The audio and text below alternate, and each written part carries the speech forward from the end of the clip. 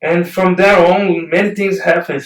Now I'm here with you. Yeah. So you started with what kind of music you start? Reggae music, because reggae music for me was one of the keys. Trust me, ladies, my empress. In my country, in my city especially, to be a black man, to be a black woman, you have to learn how to survive. You never know when you have a boot soldier in your door with a big gun in your face. You never know when they're gonna pull the trigger. You never know if you're gonna be the next one. Black people in my city, my country, is just numbers sometimes. You know, and yeah, we have to carry these things with the full understanding of the reality. And for me, especially inspired by my mom with this black consciousness. Yeah, because in Brazil, black people was free from the slavery lately in 1888, and they was just thrown in the society with no rights, with no possibility, with no chance. All of them suddenly became marginals. So we are kind of a marginals in the city. We don't have no chance. We have a few chance if we really, if we can be. In my country, we call malandro, malandragem, which is smartness, but in a way that you can survive or thrive. You know, some people use these things for the bad. Then they carry guns, then they manage power by fear. Some people go for all expressions. And I was really inspired by my mom. I really want to emphasize the first time that I saw the Lion of Judah, the first time I saw these colors, red, gold, and green, and the first time that I knew something about Rastafari was inside of my house. So My mom split it to my father when I was 9 years old. Then she had a lot of,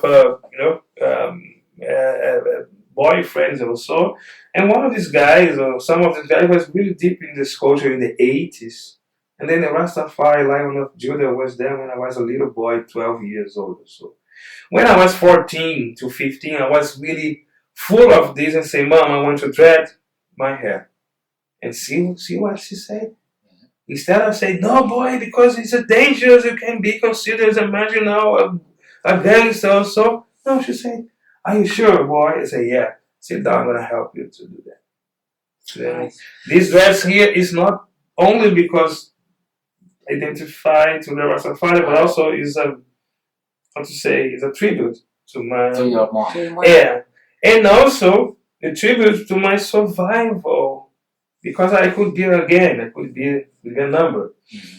And so to have this identity for me is a mark of difference, differentiate me from the boys there that could be just confounded as a gangster or a criminal. Every time I was involved with the culture, so this is a sign of culture, I would say. So Mrs. Dave, what is your mother's name? The mother of my mom is Rosa, like the pink color, Rosa, or the flower. Mm-hmm. But actually, the nickname, the code known, I would say, is Flor. Flor means flower. Everyone knows my mom as a Flor. So I am son of a Flor, the son of a flower. A flower. So your mom inspired you for a lot of things that makes you a man now. Politically, culturally, and moreover, ethically, I would say. And your dad was also in the artist? Yeah, my dad was, my dad used to be a guitarist, but my dad, he had some kind of a doubt about what he really was. My dad was a very virtuous musician, but really trying to overshadow this with other jobs just to be the right guy for the right people. So my father was a very deceivable person for me because he left me when I was 9 years old, and then I was trying to have a father, trying to understand. So this is not a critic. I really love my dad. He passed away 2 years ago. God bless him. But that's the thing that also marked my career also, because for example my father was a very good guitarist, and I was wanting to learn. But the guy has some kind of a distance, you know. I never could learn properly strings. But I say, man, I will do something to really overcome this thing. And then I learned how to play keys. Okay. Then I could flow musically in something, you know, because I was all of my teenager I was wanting to learn instruments, musical instrument, but somehow to be a musician in Brazil, in Rio, Difficult. yeah, will be something that the society will consider if you come from the poor side of the country, of the city, you don't have no chance to have a studio to buy instruments and blah blah blah. You know? You got to survive. Yeah, at first, and then I was just trying to be smart and say I'm gonna just learn something that I can make money with, something I can express. And then my father was a guy that used to do jobs, and as an electrician, he was many jobs, and sometimes he would play guitar. My mom used to be a figurinist and working with clothing. Very, very, very versatile, very intuitive, fashionist. Sometimes she would cut the piece of things in a very nice table. If she wouldn't have the table, she would cut in the floor. On the floor, yeah. Yeah, so for me this was remarkable. Say, you know what, I'm here with my mom, so I will follow this path instead of just be a crochet man, like you say here, a guy from test. No, I'm gonna just specify myself in something that I like, and I will try on there. And then just to convince my mom and the society, okay, I'm gonna be a designer, graphic designer. I'm gonna work in big companies. 21 years old, I was getting like a 10 times a minimum wage in my country. Thriving artistically, okay, and professionally. But then, in 26 years, I lost my mom, and this was a totally, flip up my life. Changed. And my scream to survive my morning was dive into this path. I became a DJ. I was invited to be a third part of a musical movement that in my city is called digital dubs. Digital dubs is a sound system crew, is a very prolific, I would say a successful movement nationally and internationally from our perspective. And I was there in the pioneer times. I was one of the pioneers. We reshaped the reggae understanding in my city first and in the country later. Our sound system was established in 2002, 2002. And I was invited very, very early in the movement, and we started to do parties. We basically, one of the greatest things that digital dubs contributed to the culture is that we put the reggae music and Jamaican music in the right place for the minds of some people. Because, why I say that? Because, well, we have Bob Marley, right? Bob Marley visited Brazil but never did any show, any musical performance. Huh? Just, okay, nice. But then musically worldwide, nice. But then only this appearance and some information makes some people just go for these musical bands. So you have the kind of a Wailers band and a Bob Marley emulated there. And then they was just trying to repeat the same arrangement of one piece of music out there. And since the first time that I met with something that people call reggae music at first, dancehall later, but reggae music, well, I don't know, because my mother's voice or my intuition I don't know, I just say, well, okay, there's Bob Marley, right? But I have also here, at the same time, Jacob Miller. And Jacob Miller, I was very young, 12 years old. And then there was a guy there that brought, after some political gatherings, my mom used to do parties. Yeah? So all the people would gather there. And my mom was internationally also, sometimes would have some gatherings of black woman leaders of Latin America. And then some people from maybe Suriname, maybe Guyana, some Jamaica, you suffer now. My mom was internationally connected. I don't know how, but she really went. And then in this part, yes, I was like, I'm a naughty, not a dreadlock.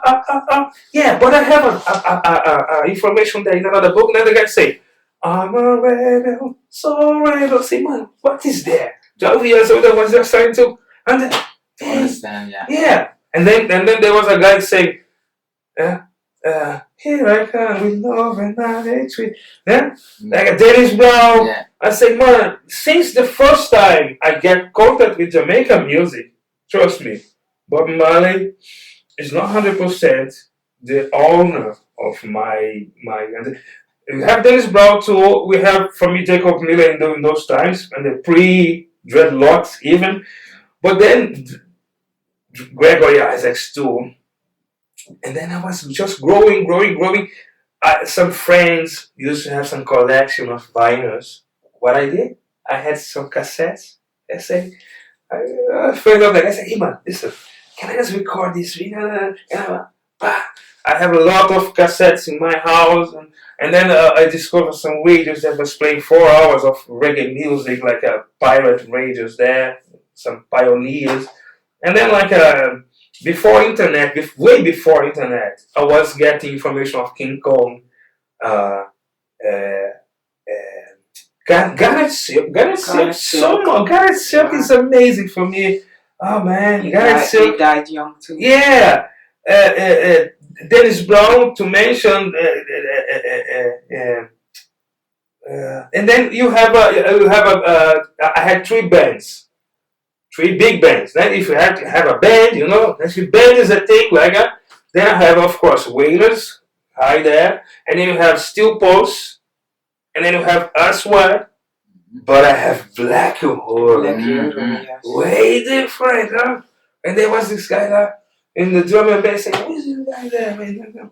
So I was every time very curious about who was doing this kind of music. Of course, I was in my teenager, I had all the contact with all the music I remember. Remember my mom as a boy. My mom as a boy is a guy there that has a lot of soul music. Dennis Brown, Martha Whitner, these things. Other guy, jazz music, and then Thelonious Monk, Charles Barkley. Yeah, what's that? But then reggae music, okay, reggae music. This is the thing because all the imagery, all this red, gold, and green, all this African reference. For me, reggae music and all this in my city, in my social context, again was a tool to survive. And then I went dived inside of the details of that. And then the internet came, the web connection came. So since the first time I was collecting music, but listen, all of these platforms have been there because I was really thirsty to discover many things. Many things came. The reading, the understanding of reading, like one musical part and many guys doing their own interpretation and harmony and new songs and new artists. I remember like when I discovered Bounty Killer. I had one baby girl at the time. I just came from very successful in my professional career. I just came home. I lay down in the ground, very hot in the summer, put my baby here, and then I read the guy say, later he became my friend, Mauricio Valadares. So good people, I have here a very nice guy. You should really understand this guy as a future of reggae music. Yeah, man. Forget about only this Bob Marley reference because this guy here is bringing something new from the street of Jamaica. And then poor people fed up. And then I say, like it was a Suzanne Vega version. Like a ta ta ta ta ta ta. It's a bunch of killer fed up. Poor people fed up. I say, wow, man, who is this guy? And then I remember also I had a friend whose father used to be a photographer on National Geographic. We were traveling around. And then with this guy, I made names like Sizzler, that album, Royal Songs of Ethiopia, is still remarkable for me. It's You know, when you just in the jungle and then you see the sea and say, wow, man. Because, well, Sizzler, Capoto, Anthony B, in those times I was about to compose a collective of guys. And then I came to, when I was just there doing pirate radio, like let's say pirate radio, you just get a frequency there and do some communitary. I was in the middle of these radio things. Hello, people, you are here with a Cristiano. Then my name is Cristiano, but you can call me Jah Criss. And then I was there, really inspired intuitively. When I was invited to do the digital dubs, I just filled up a gap because in those times only bands would be evaluated. People would pay respect to DJs playing only reggae music in the night. Yeah. If you play reggae, you can play reggae night. Yeah. You can play. You can play, but you have to play other things there because you know they're not gonna go for this all night long. Some samba and people will say, "Man, this is boring. This is boring. What are you saying, man? I want to sleep." You know, jump.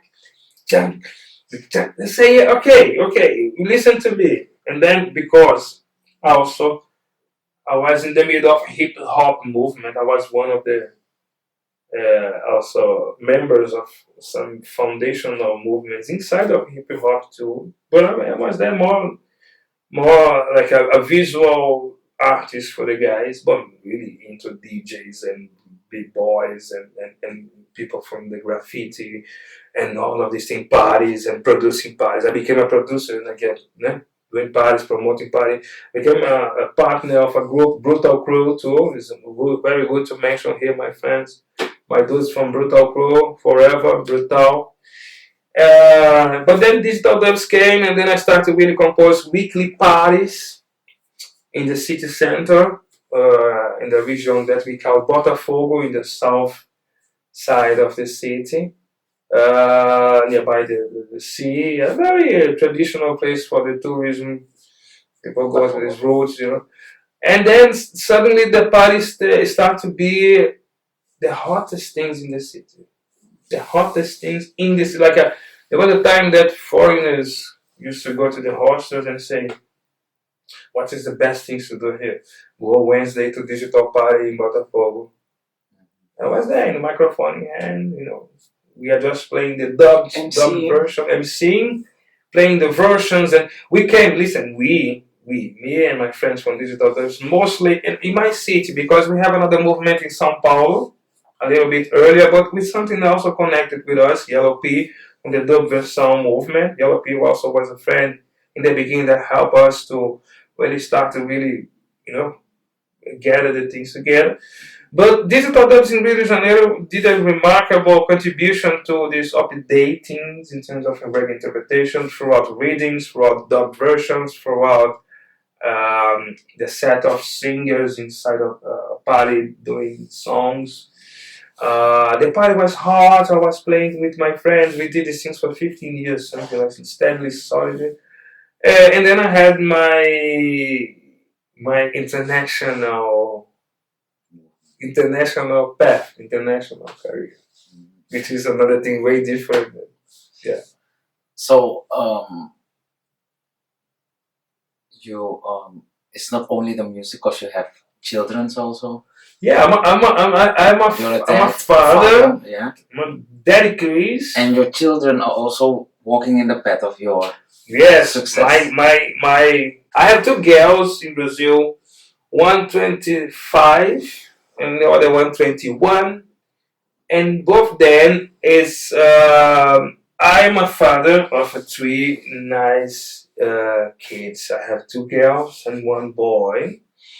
And they are carrying the legacy too. The two girls, 25 years, Jade. She's now studying advocacy. She's about to finish the university to be a lawyer. But she's very good singing. She sings so good and very good also in the interpretation. Her mother was a very good singer, Roberto Vance. A very good and gifted voice. I first heard that voice and then I saw that. Yeah, something like that. But then after that I had Agatha, with another big figure, an actress, a brilliant actress, Priscila Marinho, also known as a Polly. Is also a famous figure in this underground hip hop cultural scene. She's a very good actress nowadays, and my daughter with her is just doing a very brilliant also career as an actress in starting to really compose big productions. She was in the middle of a Netflix production lately, and also for the something on the Ready Global, which is our main broadcast channel there. Also cinema in theater, not to mention theater, because yeah, my daughter Agatha born in the middle of a theater. Yeah. Because her mother. And then also after that, I've also had my boy with Mariana, Mariana Caldeira. She's from Portugal. Well, I was living in Brazil. And we stayed together for 5 years in a romance, in a very nice relationship. I was really interested about the other side of this language, Portuguese from Portugal. It's very interesting. I was really diving deep of this Portuguese other side of history as a Brazilian, like that. And then we have a boy, and then for me it was really the reason of my life in those times, you know. But the relationship ended, and when my boy was 3 years old, and when he was like 6 years, around 6 years, his mother decided to move to Portugal, to live in Portugal. And then I say, what? Yeah. How come my boy gonna be away? No. As I was just traveling, first time I was here in New York was 2007, representing digital devs in a tour around cities. I remember In Amsterdam or outside? Amsterdam was part of the, was in the middle of the park. I remember to go to Barcelona, Vigo, Lagos, yeah, all this in Portugal and Spain. Yeah. Then I flew to Vienna, Austria, and then Amsterdam. Wow, man, 4 days in Amsterdam, man. Wow, smoking my weed in peace in the theater, in the street. Oh my God, coffee shops. But I came here full of fever because I get a very cold flu in Vienna. I was here, and then a friend of mine just, no, man, smoke this weed and let's talk about life. Yeah, my Rastaman friend here. And then I flew to London. And then I went to the places there, Edinburgh, Glasgow, other places, just touring, singing.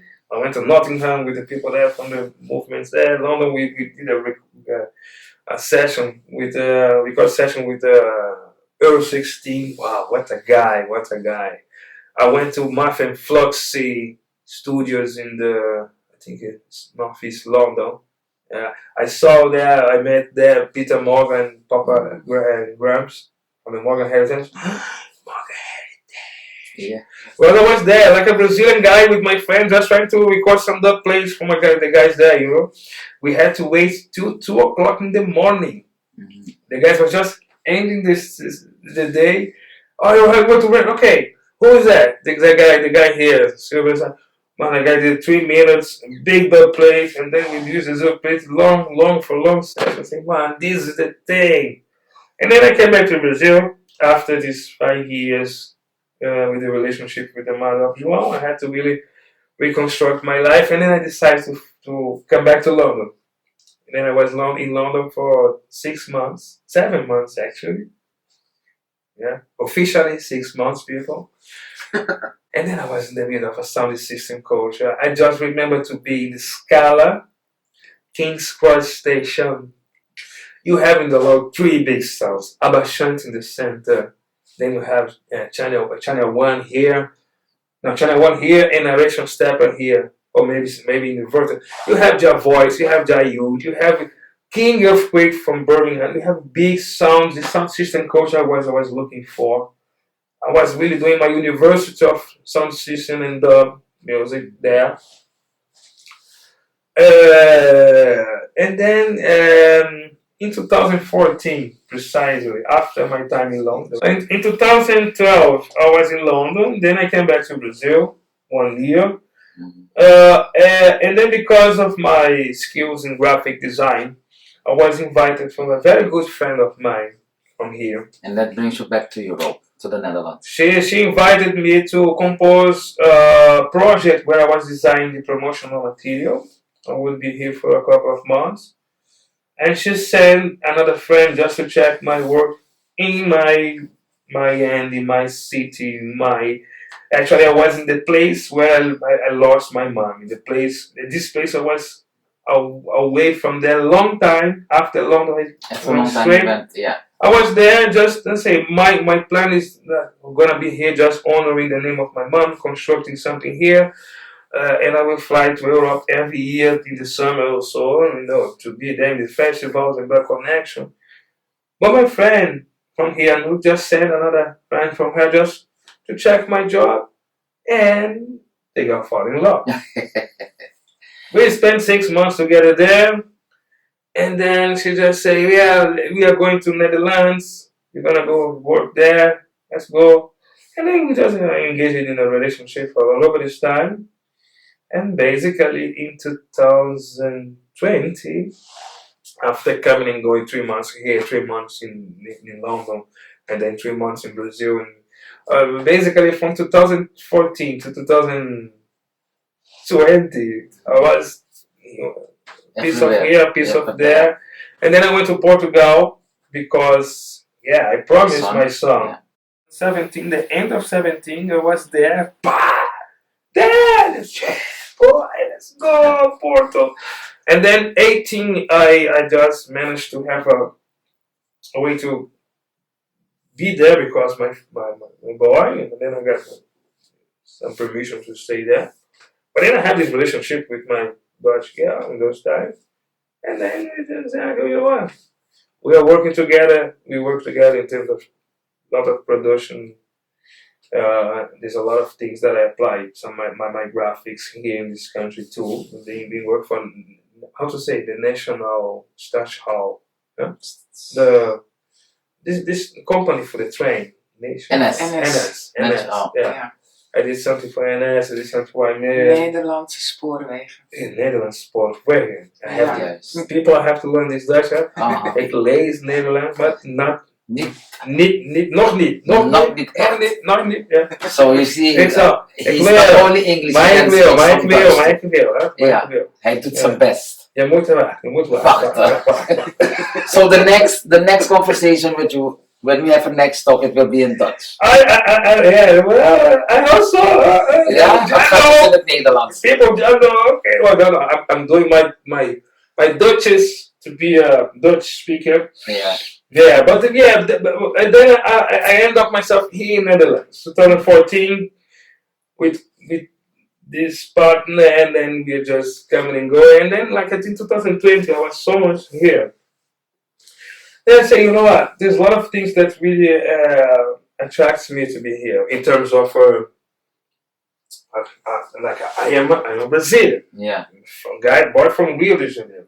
And I never had properly a desire to be outside of my country. My country is huge, big, Brazil. We don't have so much this perspective. Most of the people doesn't speak any English. I don't know even what I'm speaking here in terms of English. Maybe a lot of broken English people, sorry. It doesn't matter, they understand. They understand. Yeah. Also have broken English. No, I like to say, I know how to say Copacabana. I know how to say Ipanema. But then I have to say Broadway. I have to say, let's go. In English, my broken English. Actually, I got my patois from London. Mm-hmm. Yeah, I say, me I go see you tomorrow, boy. I say, yeah, okay, kid. Yes, sir. You know, star. Oh yeah, but there's so many things that attracts me in these things. Like Jamaica for me is like a, if I would be Muslim, my city would be Medina, Mecca. Huh? Mm-hmm. If I would be Catholic, then the Vatican there. Huh? If I would be a jazz man, it would be maybe Memphis, St. Louis, New Orleans. Yeah. But I like reggae music, so the center of universe still being Jamaica, that Iceland. Like is a social phenomenon. Like till this day, I ask myself, how could a small island in the middle of Caribbean, among many other islands, why not Cuba? Why not Haiti? Why not Aruba? Why not? I don't know. Jamaica. Jamaica. Every Jamaica is a star. And for me, in terms of African reinterpretation, again, I am an Afro descendant. Yeah. And in Brazil, especially the black people in Brazil, because the fact that they don't speak a broader language like English, they are the last ones to be remembered in terms of black consciousness, and and they are 80% of the country. Brazil is a black country from in many are still a black, not even mixed. That's why I say for many African people that the borders of the Africa stretch to the other side of the ocean. You have to have an ocean. You have a big river here, but you have people in the margin there. Because listen, every black people from the Alaska to Panama, right? You can have black people in all of these places. All of them, they have very difficult to identify where they came from in the African territory. And then you have this mythical African for some people, for some other, they are just to deny, to be part of a society somehow. For me, to be a guy that I have to submit myself, being a black man, to be accepted in society was out of question because I was son of a revolutionary woman. Mm-hmm. And then I have to have an identity that could really improve myself in this. So, like when I saw all of these black references coming from Jamaica, I say this will be my focus. I never been in Jamaica actually, never stepped in Jamaica, but I still consider not even the daily life in Jamaica. I don't want to go to Jamaica simply as a tourist. If I go to Jamaica, make sure I will do something in terms of musical value or at least something culturally relevant. And not gonna be just there hanging For and watching, looking no, things. I have way more respect for there, So yeah. But I'm here in Netherlands. This is my moment here. And I became resident here in 2020. And nowadays I represent also this nice movement here, as you can see here. Cannabis Museum. Cannabis Museum. Yeah, I work in Amsterdam. this. Yeah, I work. Cannabis Museum. You guys, boys and girls, emperors and kings, if you're passing through Amsterdam, don't forget to go to them. Start number 6. If you're really a cannabis, or if you are herbalist. If you're not none of these places, better just go away. Or if you're curious, you can have also some benefits of a medical cannabis, CBD things. But yeah, we are open for all types of people. When can we find you there? And what is your position? I work at, nowadays I am a kind of jack at all. I can manage the shop with the people there. I can be in. We have a museum, 3 floors, with the best exhibition, I would say, in terms of cannabis. Not just, and this is something really relevant because I am a cannabis. Cannabis for me, the plant, is a salvation for many things. You can use from the seeds to the leaves, right? With so many. Listen. Only to see, we have a workshop there in the video that shows a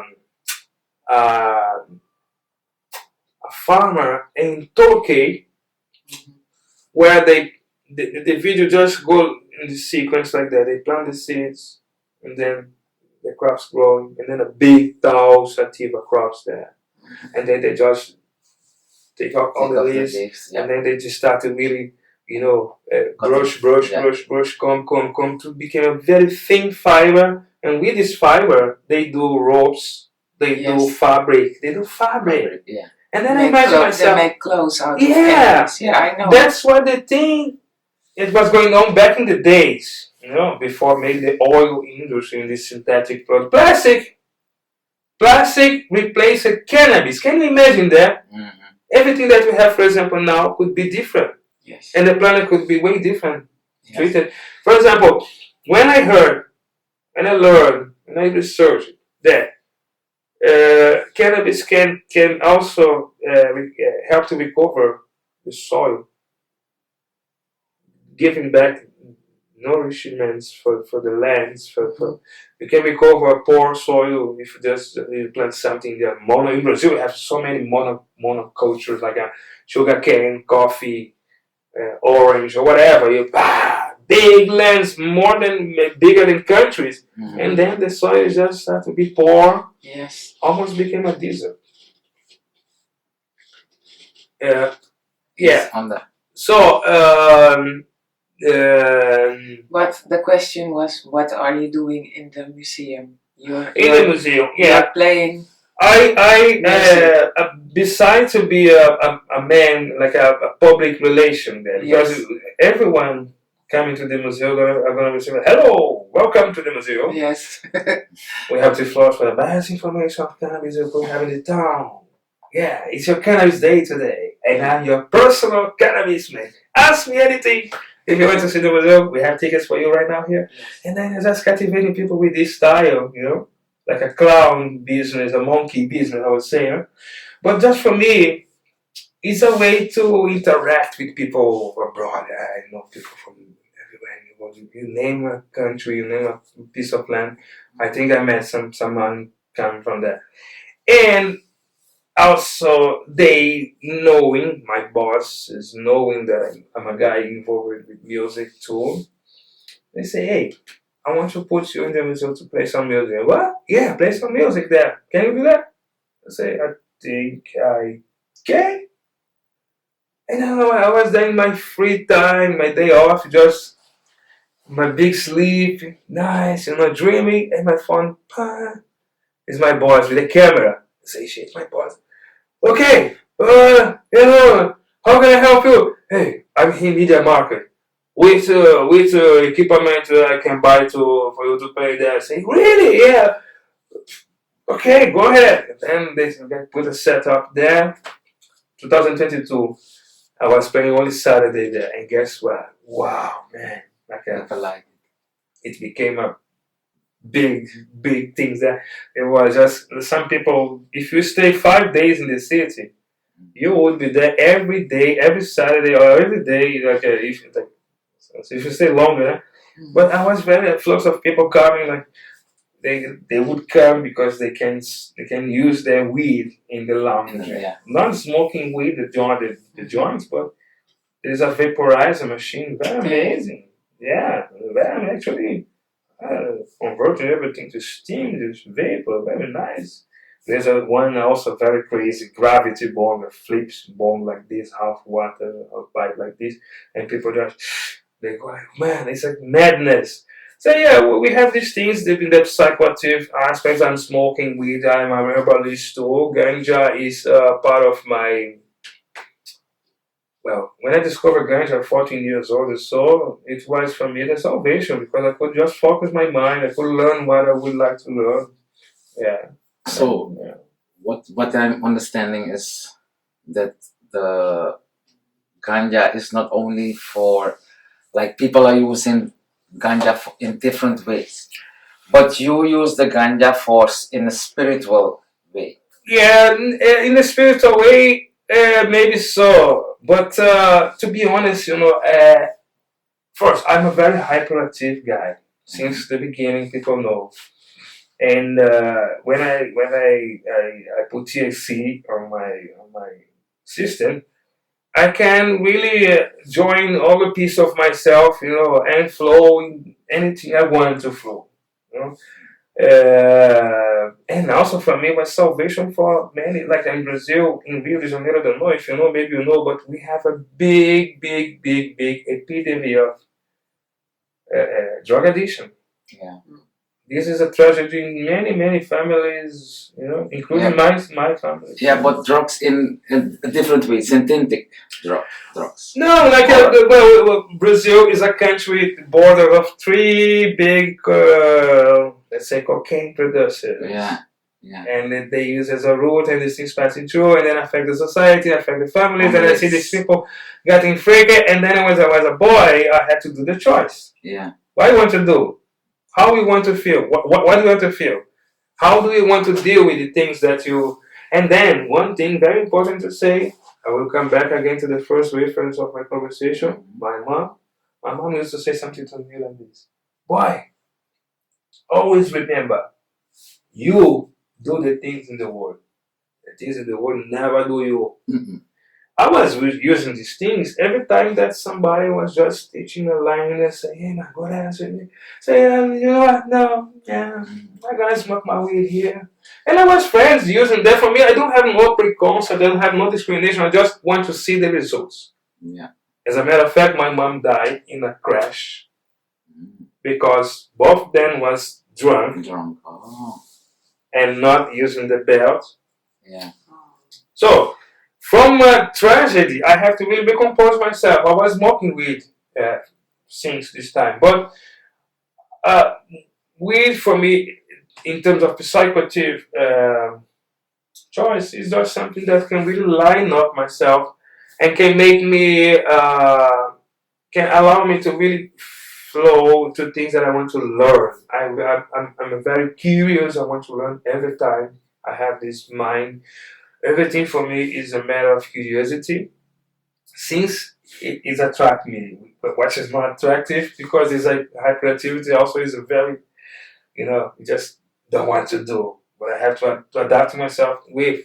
So yeah, this is a thing that I can benefit with cannabis, but nowadays I really would like to emphasize the other aspects of the plant, because the other aspects of the plant has been proven as a potential for many. For example, I saw people with these problems in the muscle and like a convulsion, people with cancer, people with many of these chronic things, that they really line up, rest themselves, and then you open up, because people know, you should know, everybody know that THC open your perception, your inner and your outer perception.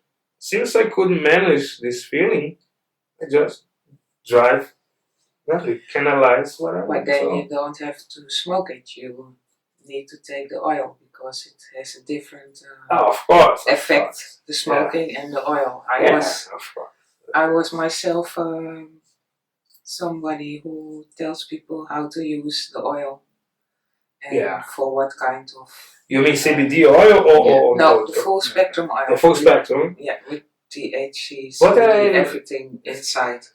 Yeah. Because the stichting, I don't know how to say it in English. Foundation. The foundation believed that full spectrum oil was the best for all the different kind of disease to help. We are talking about all the benefits of one plant that is really underrated. Is really sometimes I feel like I feel a pain in my heart when I see somebody just cutting the grass, and putting fire. The police guy. I remember one time I have to deal with the police guys in Portugal. Actually, later I discovered that I had 6.99 grams of hashish in my possession. Oh, okay, yes. And then I was there in the DP and say, after 5 hours, people, 5 hours there to discover that I have 6.99. And I say, listen, Mr. Man, listen, let's just solve this question. I have a solution. You give me a knife, you have a knife. I can cut here. If I cut here, you can have these 5 grams, I can have. And then I say, do you want to be now or tomorrow in the jail? No. And then I had to go to the court. And in the court, the guy asked me why I use my weed. And then I say, because, in the name of King of King, Lord of Lord, Haile Selassie, elect of God, ever living man, and rightful ruler, I smoke my weed in the name of Holy Sacrament. And the guy say, get out of here, boy. Okay, what I have to do? Yeah. Well, yeah, but and then once I was here in Netherlands, my connections in the street took me to this job, cannabis museum. And guess what? I'm very happy to be there representing this business. Yes. Because I could be in the bar. I was there, in festivals, could be in the bar. Mm-hmm. But then the bar, okay. I don't have nothing against nothing, It's more what you express, not what you take. Every time I was talking these things for the spirit and the freakiness there. Don't blame the things you use, man. You should blame what you output. Anyway, well, if I could be in the alcohol business, like how many bars? Social drinks. But then if you go too much, you get a car, you're gonna fucking crash. Yeah. That's the reality. Mm-hmm. True. And if I have 2 kilos of weed in my possession, guess what? I'm gonna smoke 2 kilos. I'm gonna use 2 kilos in the vaporizer. I'm gonna do tea. I'm gonna do edibles, and I'm not gonna die. Mm-hmm. I can be sleeping a lot of times, maybe. Sleeping, and after that eating. Yeah, I can be sleeping. I can be playing drums. I can be painting. Yeah. I can be designing, because that is the thing. Since the time that I could really manage, actually it was like that from 14 to 18. Every time that people say, "Hey, let's smoke a weed," I say, I start to get panic. Mm-hmm. Yeah, man. They look at me, my eyes is red. I'm stinking weed. Oh my God, I am a piece of, wrong man in society. But then I say, in the 18, something like that, I was reading a book of something, a discussion of philosophy or so. And I say, hey man, listen. A lot of times I was trying to read this book, but I was thinking that the writings were so difficult to interpret. And now I'm reading here with in the full swing of lecture and get all the information. Why? Okay, I think these things is really improve my concentration. These things can improve my apprenticeship.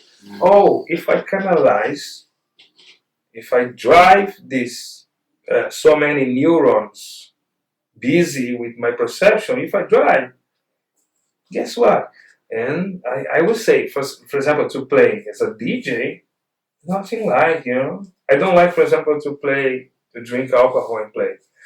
But give me some kush and I can do 12 hours. Okay, nice. And so people can go in the weekend to see you play at the Cannabis Museum? I play in the museum every Friday and Saturday from 1 o'clock to 9:30.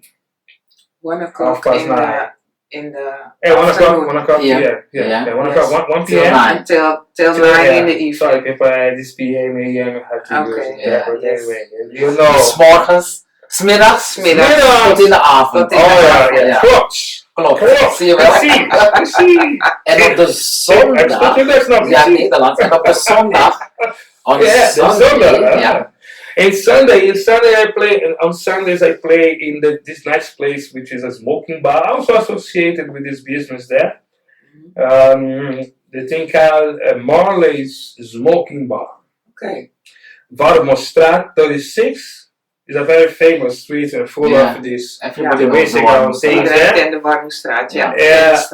And and then I'm there playing from 6 o'clock p.m. to 1 o'clock. Okay, van 6 uur 's avonds tot 1 uur in de nacht, ochtend. Yeah. And in the museum you have to pay a ticket to get access there, but then you have a museum and then you have a guy playing there in the lounge just to please you if you like. In the restaurant also you can just come along to drink your things and smoke your things. People are there just to really assist you. Very nice. And actually it's a nice place, very well. I think nice lines, and it's not like this super touristic things with neons and No, maybe so, but it's a nice place, and my boss really liked my style, and then the guy say, "Man, your energy, your energy in the place." Yeah. So it's a must to go and visit. And watch the museum. where can people follow you? People can follow me in my social jahcriss.productions in the Instagram. Yeah. Also, I have my this same name, Jah Criss, Criss. You know Criss? Why Criss? My name is Cristiano. Criss is just short name. But then some around say, I love all of the gun then. Keep them shine and Criss. So yeah, in the Rio de Janeiro, people, you have to have your gun shine and guess what? Criss. Yeah, yeah, yeah. And then that's me. The Criss part of the shining things is Criss. Then Criss with two S, like shine and Criss. Yeah. Jamaican say. So you have Jah Criss with two S. Every time you say Jah Criss with two S, .productions, you go in the Instagram, you'll find me there. Every time you say Jah Criss in Mixcloud, you can have access to some of the mixes that I've been doing around. I have sessions in the Kashmir Lounge, historical sessions in my time period. Kashmir Lounge, also another very how to say traditional place for DJs. We play there, Carol. Yes, we did. I'm also very glad to be invited for some sisters to play there too. I'm really enjoying the vibes with the girls there. They're Just Sisters, Yes. which is Just Sisters. Yes. This is me and my dyslexic time. People, No, sorry. people mix up because my DJ name is Sound Sister. Mhm. Oh yeah. When I play with my play sister Okay, Jessica. okay, because so Just Sisters, so- okay, Just Sister. All right, people, Just Sisters. Yeah. I really love to play with you because I'm also I enjoy to really uh, if you feel music, you are my friend, you know. Mhm. And then sometimes I really also feel very weird when people don't know how to step in the time, to clap in the time. Yeah. How can you move off time, man? In the time, in the space, yeah. And and then like again, I was very eager. I'm a son of a guitarist, you know. I would like to do some very nice and handcrafted things to play. But no, I think my knowledge now, I'm very satisfied to interpret every aspect of a song by the lecturer in the piano, in the keyboard. I knew how to read the partiture and everything, you know. Yeah, my passion. I say, you know, if you want to go in the music, let's do this in the right way. Then I got my credentials in terms of to be a musician, to be a DJ. It was just a consequence because I was in the middle of hip hop things, and I have a friend in the hip hop. And then there was a time that I was a father, right? I say, man, I'm seeing you here just playing. You know, how do you do that? Well, man, you just have to go here, then you do that, then you mix here, then you mix there. Man, yeah, this guy is still my friend. He's here in Netherlands also with me. In a season we are playing together here, Mr. Joy. Okay, we are here, and yeah, I'm a very enthusiastic guy, energetic guy that is curious to interpret the universe throughout your eyes, your what you have to say, to play, to dance, to do yourself. You know, show me what you get. And I'm really enjoying to do these things with you. Some see the Just Sisters overall, all the time. Anytime you invite me, I will be there at first. Invite for me. This is Yeah, a we very had nice sessions together. Yeah. Yeah, nice vibes. I'm here in Netherlands. I'm actually not just. I'm not pushing too far. Pushing like a. I could. I'm busy there in the museum doing other jobs and things too. This is the dynamic life, but yeah, I'm also would like to present myself in the culture because for the love of the music, you know, this music has been with me the greatest part of my life, as you can see in my image, the things I just expressed daily. And my passion to the music here, living. I'm very glad for the people that I'm working with that just somehow making this thing happen, you know, like in the more frequent way nowadays. I've been playing every weekend, Friday, Saturday, Sunday, since 4 months ago. things going nice, going good for me. It's another opportunity to really get involved in the music and get paid for that. Why not? Huh? Let's go, man. Yes. Sure. People have bills and bills We to need to pay. eat. So yeah, we need to eat. We have bills to pay. So yeah, man. People, you guys watching this, you have to pay the reggae music artist. Whether the guy is a DJ, a singer, a musician. Reggae music is a kind of music that is like any other music, and people that makes reggae music needs to survive like any other musical producer. So don't underrate and undermine reggae music. You're so right. So it's what we want for them, the artists, is come support, join when he's on stage or when they have a show or concert. Buy your ticket. Yeah. Support. We have also to support. Yeah, because sometimes people in the scene also, because they see that this is a marginal movement for them, they will try to really try to do these things and then you not make these things available. No? But now I'm really like one of the also big experience for me here is this summer festivals. I've been involved in the reggae hill for a long time. Last year I had the opportunity to go to Summer Jam to see the structure there too. Mm-hmm. And for me, again, it's amazing how a piece of land in the Caribbean can at the same time inspire a boy lost in the city in the southern part of the world in Rio de Janeiro, and at the same time in the big festival with 40,000 people, 50,000 people, and big names passing through and doing these performances, and then like the passion that people carry. I would say reggae music is a worldwide music, but it's not like a rock and roll. It's not even like hip hop. Okay, no, I'm not doing it. Both urban. Actually, Hip hop and reggae are both urban music.